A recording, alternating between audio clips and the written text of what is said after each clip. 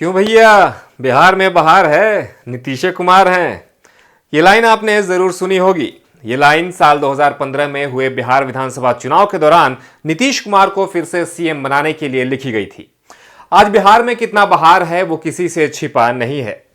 2019 के दिसंबर में आई नीति आयोग की रिपोर्ट के अनुसार शिक्षा, स्वास्थ्य और कई अन्य मूलभूत चीजों में 15 साल के सुशासन की सरकार के बाद भी 29 राज्यों की सूची में बिहार 29वें नंबर पर है, यानी सबसे निचले पायदान पर।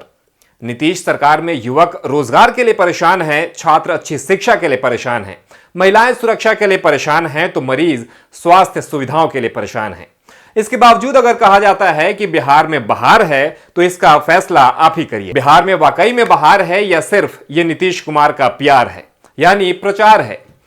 बिहार में विधानसभा के चुनाव होने हैं, तो हमने भी सोचा कि क्यों ना बिहार के इस बहार पर विस्तार से चर्चा करें और तुलना करें कि 15 सालों तक राज्य में विकास की गंगा बहने के बावजूद हम अभी भी कितनी बदहाल हालत में हैं। आखिर 15 सालों तक सरकार चलाने के बाद भी क्यों नीतीश कुमार लालू राबड़ी के शासनकाल से अपनी तुलना करते हैं। नीतीश कुमार देश के विकसित राज्यों जैसे केरल, महाराष्ट्र, तमिलनाडु से तुलना क्यों नहीं करते। हालांकि आंकड़ों के आधार पर भी अगर बात करें तो नीतीश के सुशासन के राज में भी लालू राबड़ी के जंगल राज से कहीं ज्यादा अपराध हुए हैं। किसी भी समाज, राज्य या देश के विकास को दर्शाने वाले की सेक्टर्स जैसे शिक्षा, स्वास्थ्य, रोजगार, कानून व्यवस्था, इकोनॉमी, इंडस्ट्रीज की वर्तमान सरकार में क्या स्थिति है और पिछली सरकारों में यह स्थिति क्या थी, इस पर हम विस्तार से चर्चा करेंगे और फिर आप खुद ही फैसला करिएगा कि बिहार में कितना बहार है। नमस्कार, मेरा नाम है अविनाश और आप देख रहे हैं इन डेप्थ।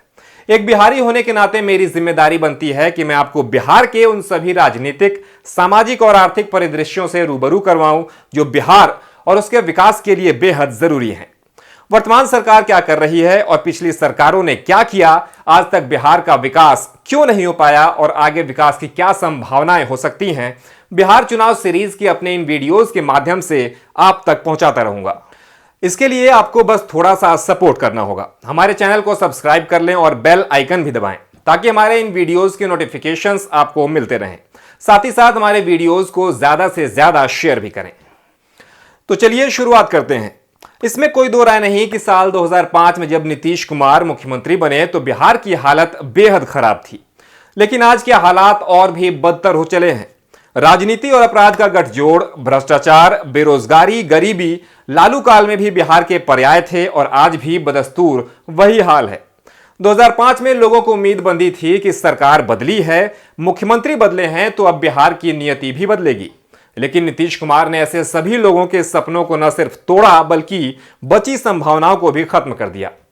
ऐसा नहीं कि नीतीश ने कुछ करने की कोशिश नहीं की, लेकिन उनकी यह कोशिश सड़कों की मरम्मती, स्कूल जाने वाली छात्राओं को साइकिल और पोशाक बांटने, शुरुआती तौर पर संविदा शिक्षकों और स्वास्थ्य कर्मियों की भर्ती के अलावा आगे नहीं बढ़ सका।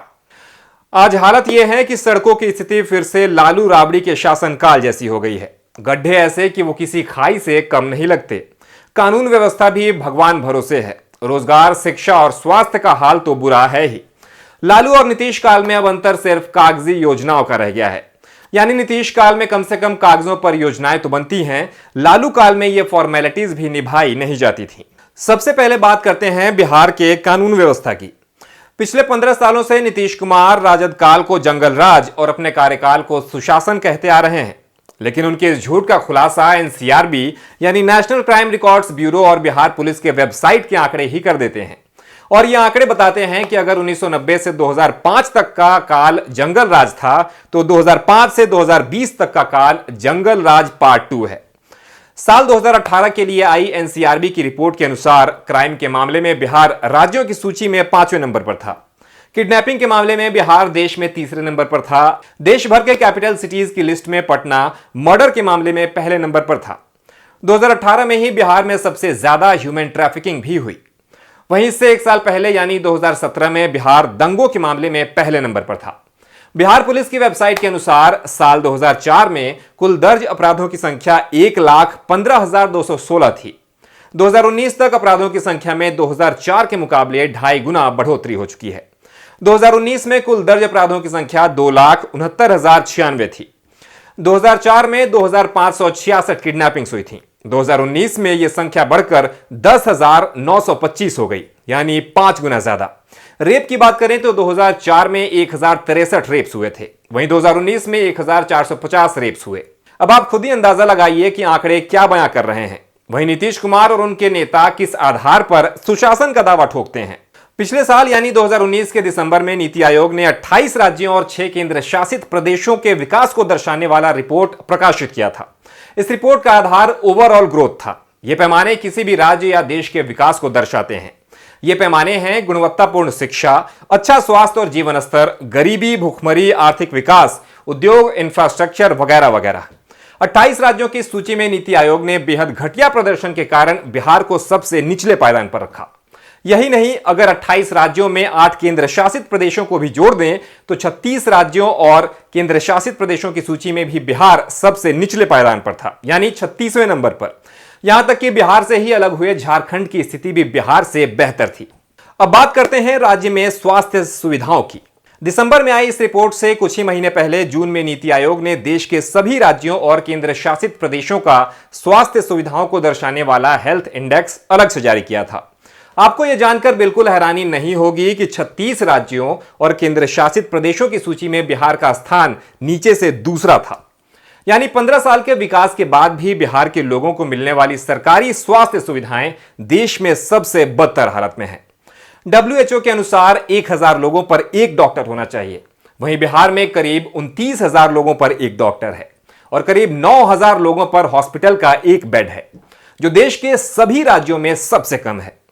बिहार के लिए डॉक्टर्स के 11,373 पद स्वीकृत हैं, जबकि आधे से भी ज्यादा पद खाली हैं। यानी बिहार में 11 करोड़ से ज्यादा की आबादी के लिए सिर्फ 5,500 के करीब डॉक्टर्स हैं। बिहार में 48% बच्चे कुपोषित हैं, यानी बिहार के करीब आधे बच्चे कुपोषण के शिकार हैं। इन सभी मामलों में बिहार के आस पड़ोस के राज्य भी जैसे उत्तर प्रदेश, झारखंड, पश्चिम बंगाल की स्थिति बिहार से काफी बेहतर है। केरल, महाराष्ट्र और तमिलनाडु की जैसे राज्यों की बात तो छोड़ ही दीजिए। 15 सालों के सुशासन के बावजूद बिहार में अभी भी medical staff, doctors, nurse, medical equipments, दवाइयों की भयंकर कमी है। फिर भी बताया जाता है कि बिहार में विकास की गंगा बह रही है। अब बात कर लेते हैं शिक्षा की। साल 2019 के ही अक्टूबर में आई शिक्षा के स्तर और गुणवत्ता को मापने वाली नीति आयोग की स्कूल एजुकेशन क्वालिटी इंडेक्स में बिहार 20 बड़े राज्यों की सूची में 19वें नंबर पर था। शिक्षा के मामले में बिहार से नीचे सिर्फ झारखंड था। बड़े राज्यों का मतलब छोटे राज्य जैसे नॉर्थ ईस्टर्न स्टेट्स और यूनियन टेरिटरीज की लिस्ट अलग से बनाई गई थी। बिहार में स्कूली शिक्षा और हायर एजुकेशन यानी कॉलेज की पढ़ाई दोनों ही बदहाल हालत में है। बिहार देश का सबसे अशिक्षित राज्य तो है ही। बात करें स्कूली शिक्षा की तो एलिमेंट्री स्कूल्स यानी कक्षा 1 से लेकर 8 तक के सरकारी स्कूलों में 37% शिक्षकों की कमी है। इस तरह से एलिमेंट्री स्कूल्स के लिए अभी 2,80,000 शिक्षकों की जरूरत है। रिपोर्ट के अनुसार पिछले 5 सालों में सरकारी स्कूलों में शिक्षा का स्तर और गिर गया है।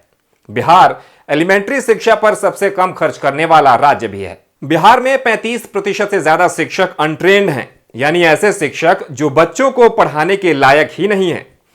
बिहार में 16 से 17 साल के एज ग्रुप के सिर्फ 32% छात्र ही स्कूल जाते हैं और सिर्फ 44% ही छात्र ऐसे हैं जो सेकेंडरी से सीनियर सेकेंडरी यानी 10वीं पास करके इंटर में एडमिशन लेते हैं। इस हिसाब से बिहार में 18 से 23 साल के बीच के 1 करोड़ 25 लाख युवा ऐसे होंगे जो बिना अच्छी शिक्षा के काम की तलाश करेंगे। बिहार में सिर्फ 22 यूनिवर्सिटीज हैं, इनमें 744 कॉलेजेस हैं। इस हिसाब से 1 लाख की आबादी पर सिर्फ 7 कॉलेजेस हैं। बिहार के स्कूलों में शिक्षकों, खासकर योग्य शिक्षकों की कमी, स्कूलों में इंफ्रास्ट्रक्चर की कमी है।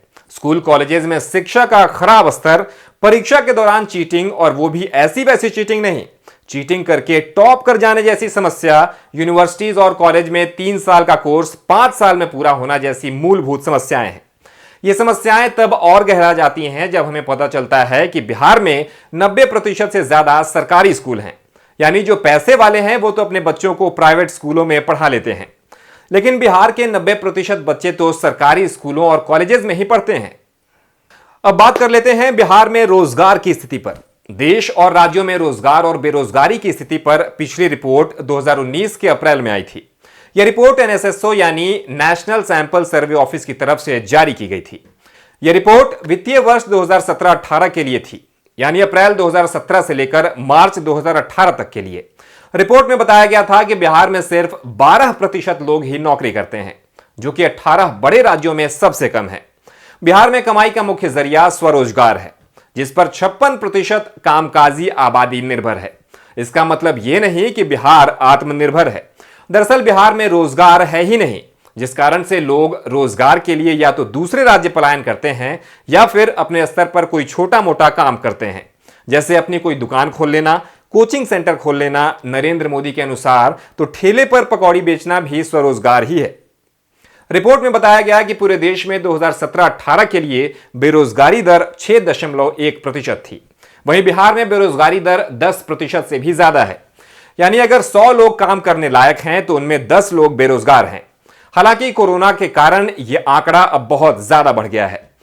3 महीने पहले यानी अप्रैल के महीने में बेरोजगारी दर 50% के करीब थी, यानी कोरोना काल में आधा बिहार बेरोजगार है।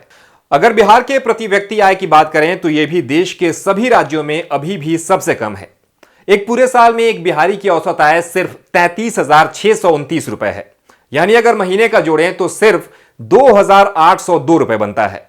यानी एक बिहारी एक महीने में सिर्फ 2,800 रुपए कमाता है। हमसे आगे उत्तर प्रदेश है, जहां के लोगों की औसत आय भी 4,000 प्रति महीना से ज्यादा है। वहीं हमसे अलग हुए झारखंड के लोगों की औसत आय भी हर महीने 5,100 रुपए से भी ज्यादा है। सही मायनों में बात करें तो बिहार का औद्योगिकरण हुआ ही नहीं है।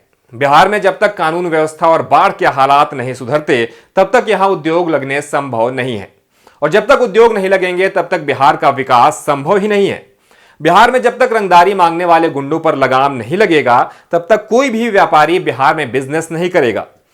इस साल नीतीश राज के 15 साल पूरे हो गए हैं और अब नीतीश कुमार के शासन की तुलना लालू राबड़ी के 15 साल से हो रही है। दरअसल सबसे बड़ा छलावा यहीं से शुरू होता है। नीतीश सरकार के मंत्री और नेता बिहार के लोगों को आज भी आरजेडी के जंगल राज की याद दिलाते हैं। सत्ता में बैठे ये नेता बड़ी चालाकी से अभी तक बिहार की जनता को जंगल राज की सोच से बाहर निकलने नहीं दे रहे। बिहार के लोगों का कहना है कि हमारे पास नीतीश के अलावा कोई विकल्प नहीं है। ऐसे लोगों को मैं ये बता दूं कि लोकतंत्र में कभी भी विकल्पों की कमी नहीं होती।